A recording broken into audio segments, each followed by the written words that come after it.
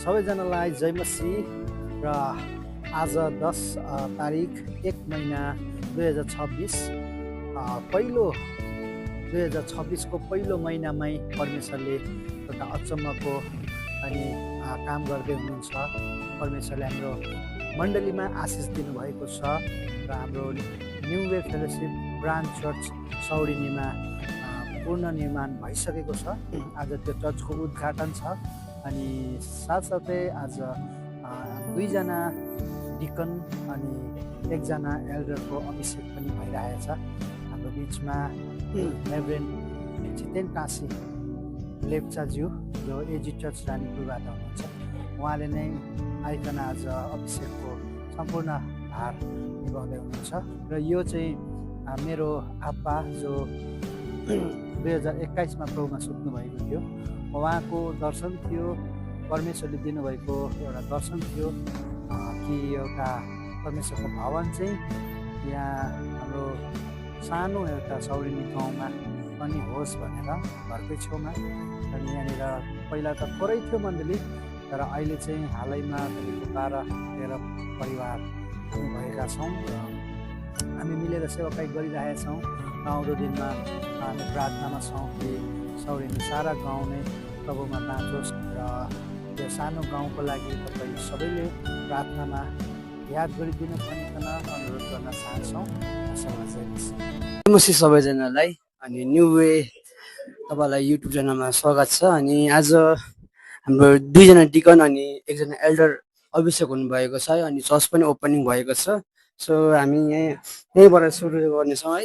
आज हाम्रो यहाँ उहाँ चाहिँ आज एल्डरबाट हुनुहुन्छ, आज एल्डरमा अभिषेक हुनुभएको छ है। अनि म केही प्रश्नहरू सोध्नेछु है, मैले सानो प्रश्नहरू बनाएर ल्याएको छु अनि तपाईँले त्यसको जवाब दिन सक्नुहुन्छ। अनि हुन्छ है, म सुरु गर्नेछु आजको क्वेसनलाई। अनि आज तपाईँ एल्डर अभिषेक भएकोमा तपाईँलाई के कस्तो अनुभव भइरहेको छ? मलाई खुसी लागिरहेको छ एक प्रकारले। म आफै चाहिँ यसमा उयो थिइनँ, तर परमेश्वरको इच्छा अनुसार आज म यो उमेरमा पुगेर पनि मलाई यसरी प्रभुले चुन्नुभएको लागि म एकदमै खुसी छु। अनि अब आगामी दिनहरूमा मण्डलीको निम्ति साथै गाउँ छर छिमेकी सबैको निम्ति एउटा एल्डर भएर चाहिँ म काम गर्नेछु भनेर मलाई त्यति चाहिँ म गर्न सक्छु भनेर याद छ। हुन्छ हुन्छ, तपाईँलाई धेरै धेरै धन्यवाद। अनि तपाईँलाई बधाई पनि छ है, अब नयाँ एल्डर अभिषेक हुनुभएको छ, तपाईँलाई धेरै धेरै धन्यवाद। हामी नेक्स्ट हाम्रो उहाँ चाहिँ डिकनमा अभिषेक हुनुभएको छ है, अनि उहाँलाई पनि यही प्रश्न सोध्न चाहन्छु। आज तपाईँ डिकन अभिषेक भएकोमा तपाईँलाई के अनुभव भइरहेको छ त छोटो भनिदिनुहोस्। सबसे भन्दा परमेश्वरलाई धन्यवाद होस्। अनि मेरो परमेश्वरको दासलाई अनि मेरो परमेश्वर मण्डलीलाई धेरै धन्यवाद दिन्छु। मेरो इच्छा, मेरो सोचाइ, मेरो विचार केही सक्दिनँ, तर उहाँकै प्रार्थनाद्वारा यो अवसर पाएको छु। धन्यवाद। किन परमेश्वरलाई जुन मेरो जीवनमा उहाँले जसरी मलाई परमेश्वरको मण्डली दासतासित मलाई जुन अवसर दिएको छ अनि परमेश्वर अवसर दिएको छ, उहाँ मेरो जीवनमा उहाँको लागि व्रत आशिष भएको होस् भन्न चाहन्छु। जान्नेछौँ हाम्रो उहाँ चाहिँ डिकनै अभिषेक भन्नुभएको छ, अनि उहाँलाई पनि यही प्रश्न सोध्न चाहन्छु कि आज तपाईँ डिकन अभिषेक भएकोमा तपाईँलाई के कस्तो भइरहेको छ त छोटोमा भनिदिनुहोस्।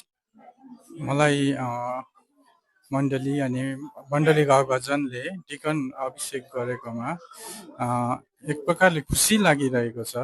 अनि एक प्रकारले कता कता भित्री मनमा अब डर त्रास पनि भइरहेको छ, किनकि अब डिकन जुन चाहिँ मैले अब जुन चाहिँ त्यो एउटा लिडरसिप पाएको छु, त्यसलाई अब कस्तो प्रकारले अघि अब बढाउँदै जानुपर्ने, त्यसमा मेरोमा अब त्यस्तो एक्सपिरियन्स छैन है। अनि अब त्यो एक्सपिरियन्सहरूलाई मैले नयाँ काम हो यो मेरो लागि, अब बुटुल्नु पर्ने छ होइन। अनि यसमा म फेरि मण्डलीको साथ अनि अगुवाहरूको फेरि साथ नै चाहन्छु। जे भए पनि एकदम मनबाट खुसी लागेको छ। हुन्छ, तपाईँलाई पनि धेरै धन्यवाद। अनि हामी फेरि सेकेन्ड क्वेसनतर्फ जानेछौँ। के तपाईँ अभिषेक हुनुभएकोमा खुसी हुनुहुन्छ? हजुर हजुर, म खुसी छु अभिषेक भएकोमा। हुन्छ, म फेरि बडालाई पनि सोध्न चाहन्छु कि के तपाईँ अभिषेक हुनुभएकोमा खुसी हुनुहुन्छ? सबसे भन्दा त परमेश्वर खुसी हुनुभएको कारण मलाई चुन्नुभएको छ। मेरो परमेश्वर धन्यवाद होस्। हुन्छ। फेरि म एल्डर बरालाई सोध्न चाहन्छु कि तपाईँ के आजको दिनमा खुसी हुनुहुन्छ? एकदमै खुसी छु। मण्डलीहरूले यसरी हामीलाई सत्कार गरेर हामीलाई प्रदान गर्नुभएकोमा हामी एकदमै खुसी छौँ।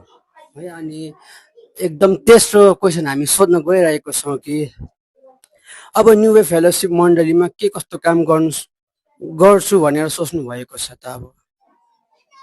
अब यो सबै कुरो मान्छेले गरेर त हामीले सक्दैनौँ। अब भविष्यमा अब आजदेखि उपरान्त अब प्रभुले हामीलाई चिनेको छ, हामीले कस्तो प्रकारले अब अगाडि बढ्नुपर्ने, यो नयाँ एउटा जोस नयाँ उमङ्गमा अब हामी कसरी मण्डलीलाई अघि बढाउनु पर्ने, अनि आफ्नो गाउँ ठाउँ आफ्नो छरछिमेकीसँग कसरी बढ्दै जानुपर्ने, यो प्रभुले अगुवाई गर्दै हुनुहुन्छ पवित्र आत्मामा। त्यसअनुसार हामी गर्दै जानेछौँ। हुन्छ, तपाईँलाई पनि धेरै धेरै धन्यवाद। हामी फेरि यहाँ सोध्नेछौँ कि बरालाई अब न्यु वे फेलोसिप मण्डलीमा के कस्तो काम गर्नुहुन्छ त? अब त म त परमेश्वरलाई धन्यवाद दिन्छु। मेरो इच्छा मेरो सोचाइ मेरो गर्नु सक्दिनँ, तर परमेश्वरले जुन वचन दिएको छ वचन मुताबिक हामी गर्न सक्ने आशा राख्दछु। फेरि म यहाँ डिकन बराकोमा आइपुगेँ है। अनि तपाईँलाई पनि यही प्रश्न छ कि अब न्यु वे फेलोसिप मण्डलीमा के कस्तो काम गर्नुहुन्छ भनेर सोच्नु भएको छ?